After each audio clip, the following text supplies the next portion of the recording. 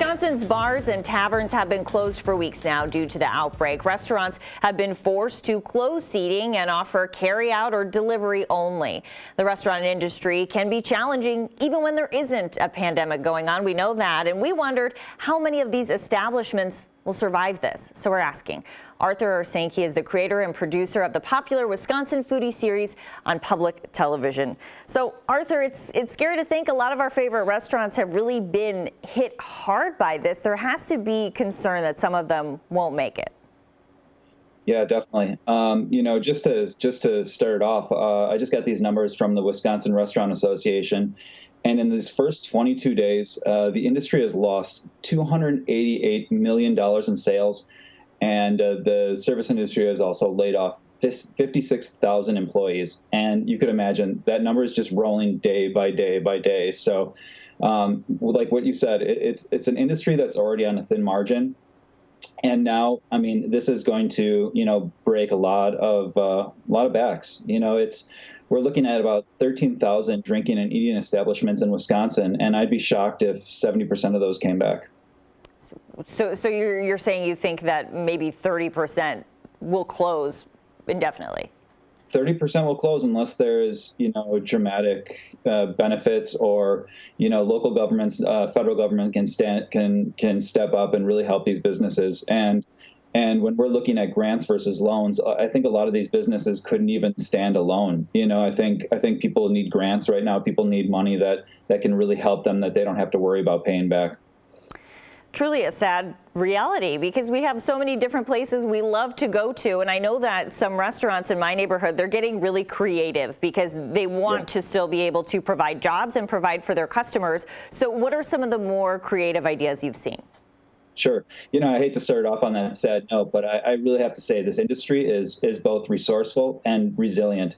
And like you said, very creative. I've seen, places like the Tandem offer free meals. So they're doing free meals all day long.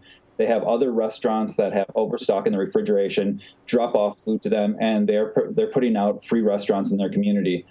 Free meals in their community. And it's just such a fantastic story what Caitlin is doing over there, as well as a place like Don's Diner in Walker's Point. Don's Diner is a traditional kind of diner, but they've converted to help the community. They've converted into like a grocery store, liquor store, where they're selling food, they're selling frozen pizzas, hand sanitizer, and they're really kind of evolving to help the community. So that kind of that resourcefulness is incredible. The GoFundMe pages out there are amazing, to see the community come together, raise money for, to help the industry. There was a story on on WSN 12 about Meat on the Street, how somebody started a fundraiser to help the restaurant or to help the hospital workers. And they raised somewhere around $8,000, and the food truck came in and supplied 80 meals that were gone in like 30 minutes to different hospital workers. So just the real resourcefulness of the community, everybody coming together and working together, is just unbelievable. What are you hearing from people in restaurants? What do they want to see from lawmakers? What kind of help do they need?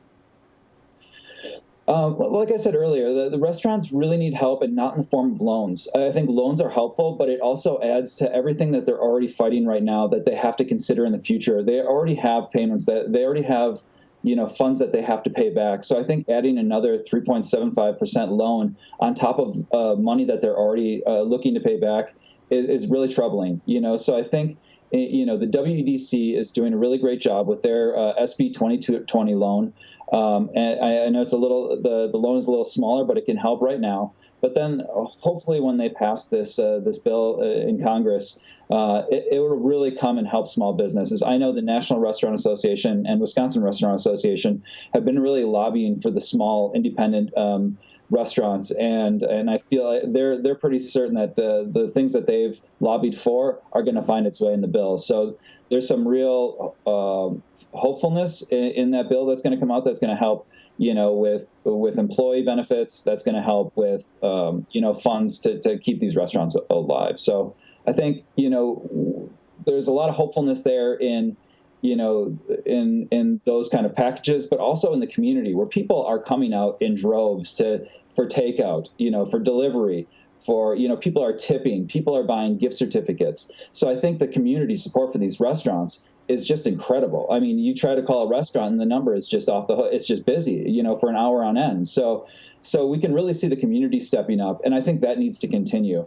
Some of the conversations I've had with restaurant owners are, there's just been this influx of gift card purchases. And I think the restaurant owners are also really nervous. While they really appreciate that business, they're nervous that everybody's going to use that on day one where, the lockdown is over and people can start going back to restaurants.